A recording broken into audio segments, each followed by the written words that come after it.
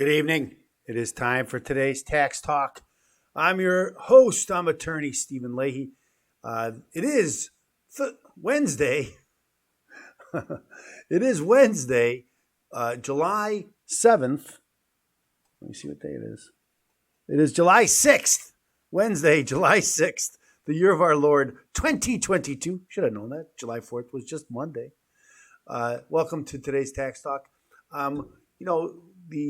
Some weeks ago we talked about the state of Illinois and taxing citizens. Many states do, who move out of state but don't change their domicile, and that they still count them as citizens and they should pay taxes in those states.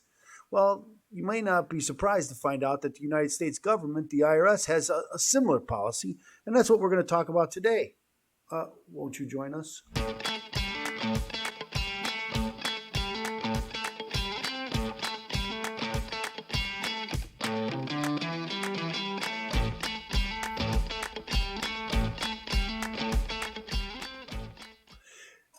It never ceases to amaze us about the how the IRS taxes, and every time you think that you understand it, you don't.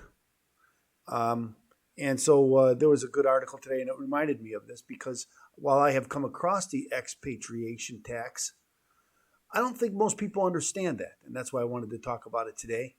The expatriation tax is when you now everybody knows. Well, most people know, if you're working overseas, you still have to pay taxes in the U.S., or at least you have to file your tax returns. If you have a very high income, then you're going to have to pay some taxes to the IRS. There is a level under which you don't have to pay U.S. taxes because you're paying taxes in the country that you're in, and otherwise it'd be double taxation. Although the IRS isn't above double taxing you, and sometimes they believe, I think, that it's their duty to double tax you. But then so you may have heard a lot of people are giving up their citizenship, and I've heard this a lot. People who haven't been back, they've been expatriates for 30 years, 40 years, and all of a sudden their bank accounts, and they have FATCA and all these new rules about foreign investments. And they, being American citizens, even though they haven't been back to America, even though they might have a dual citizenship somewhere else, they still had to pay taxes, and then they hadn't filed their tax returns.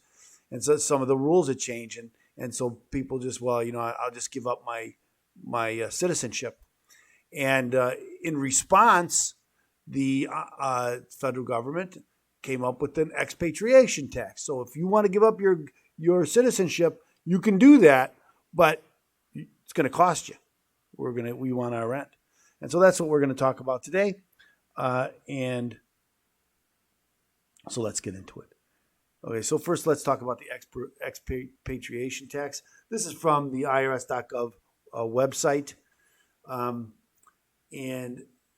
the expatriation tax provide provisions under the Internal Revenue Code, Sections 877 and 877A, apply to U.S. citizens who have renounced their citizenship and long-term residents who have ended their U.S. resident status for federal tax purposes.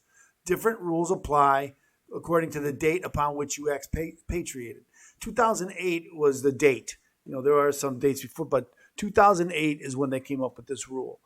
And again, because the IRS started going after a lot of Americans overseas, and so many Americans overseas, again, that's when they started saying, well, hey, I'll just give up my citizenship. I don't want to pay this tax. I don't want to be responsible to the IRS for all this time, while I'm out, while I don't even live there. I haven't been there for years, and I'm probably never going back, and so I should just give up my citizenship.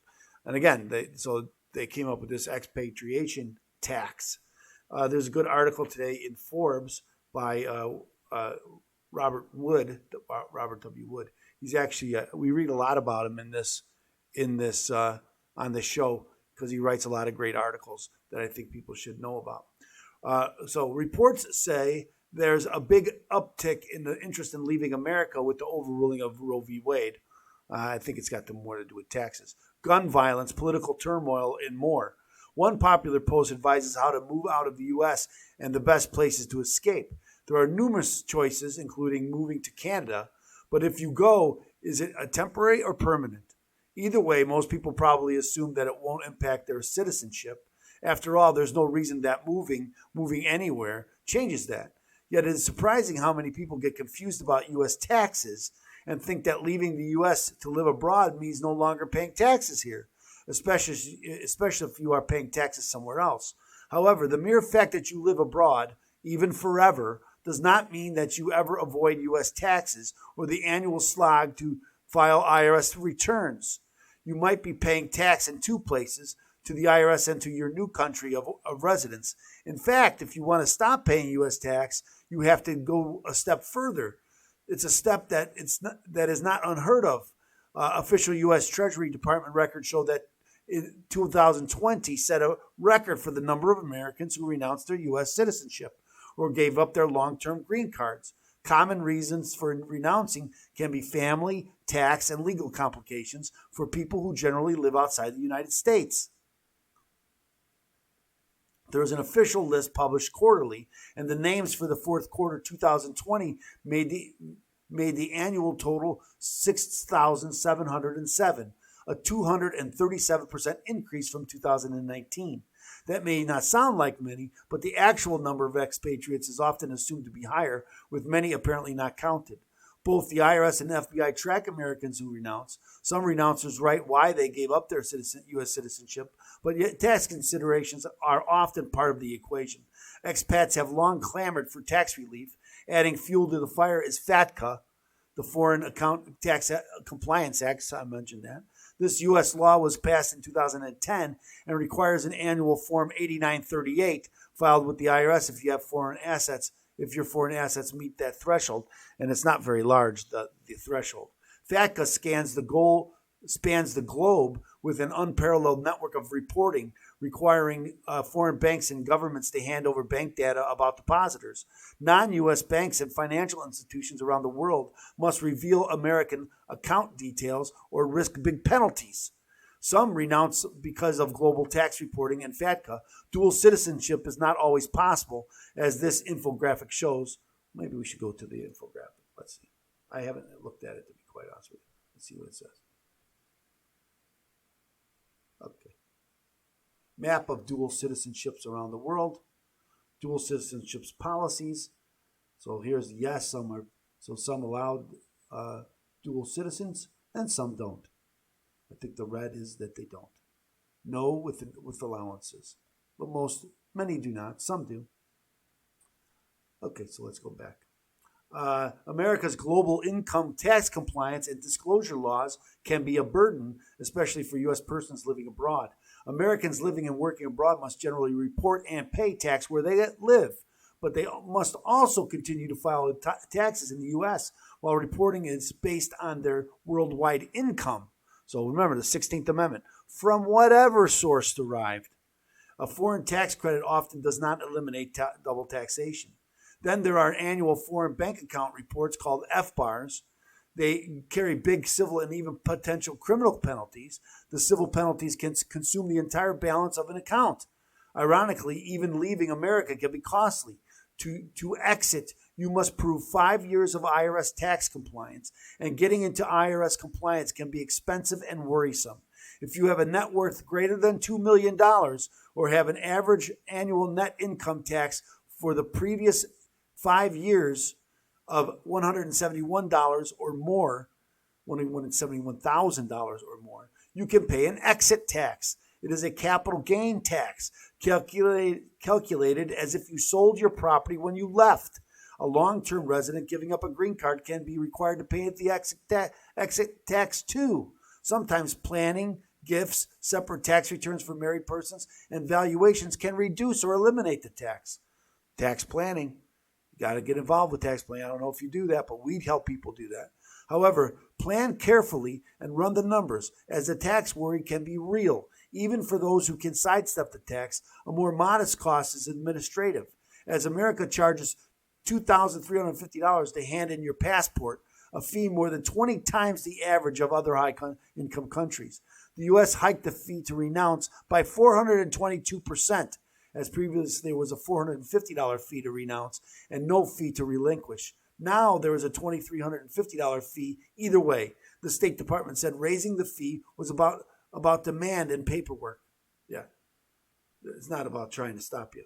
No, they're not going to try to stop you, but they're going to take their end.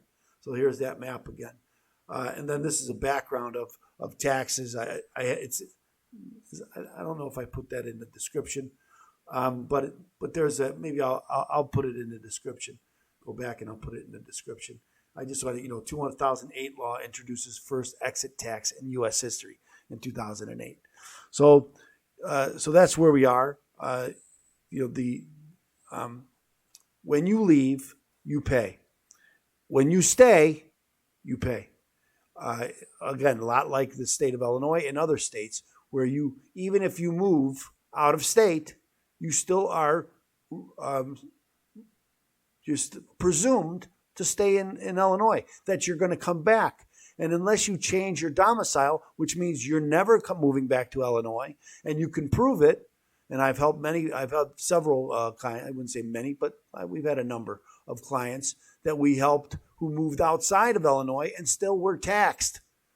And so we had to change, we had to fight it. It's not an easy fight. Illinois doesn't want to give up. So I would say to you, if you're moving out of Illinois, first thing you got to do, two important things. Make sure that your tax returns that you file with the federal government are change the address. Because a lot of people will move out and they'll use their parents' address or something, and they'll still file their tax returns at their old address here in Illinois. Well, that's a sure indication that you're still living here and they're going to tax you. Another thing is get a new driver's license. Cancel your Illinois driver's license and get a driver's license where you're living. These two things will go a long way of avoiding this problem because these two are indications that you're coming back to Illinois. And if you come back to Illinois, well, then you haven't changed your domicile. And if you haven't changed your domicile, well, then you have to pay taxes here in Illinois. And again, that's kind of similar with this tax, this exit tax, but a little bit different in that they're not just taxing your income. They're saying we're going to tax your income, and until you relinquish your citizenship, you have to pay taxes on that money beforehand. And one of the requirements that, as we read in the story, is that you have to have 5 years of tax returns. You have to be compliant. You can't have not filed tax returns and say, you know what, I'm just going to cancel. I just want to get out. No, we can't let you get out. You have to file your tax returns. And then you have to pay taxes for those 5 years if there's anything due. Then we can let you out. And then you're going to have to pay taxes. And again, it's everything you own at fair market value, capital gains. So you're going to pay, they figure, hey, you're an American. You made money by being American, and you're going to pay the tax to America. Fair, unfair, it's the law. It's what it is. Much of this, as we learn, and that's why I love to get into these nuances of the law that many people never thought about, because it exposes the complexity and the wide range, depth of taxes in America. Almost everything is taxed, right? And so I just wanted to bring that to your attention. So thanks so much for joining us here today. I appreciate it. Remember, we're going to ask you to like and subscribe. Like and subscribe. We need to get this information out. Remember, most news is tax news. How are they going to get the money, and how are they going to spend it? So most news is tax news, and so that's what we cover here on this channel. And we need your help to get others to hear us. So please like and subscribe. Remember, we help people who owe the IRS money and have unfiled tax returns. And many people who are in this situation, they don't know what to do. What's the first thing you do? They don't know. Well, here's the first thing you should do. Get a copy of my book, Deal with Your IRS Problem Today. Go to freeirsbook.com, freeirsbook.com. Get your free copy of Deal with Your IRS Problem Today. We will ask you to pay for a small shipping fee. Usually doesn't even cover the shipping costs. And then there's other bonuses and other goodies in the box, in the package. So get your copy of Deal with Your IRS Problems today. Remember, if you're fighting with the IRS, you're going to need help, and that's what we help people do. So we'll be back here tomorrow to talk about taxes, the IRS, or some other things, whatever's in the news. So thanks so much for joining us, and we look forward to seeing you again back here tomorrow. Out.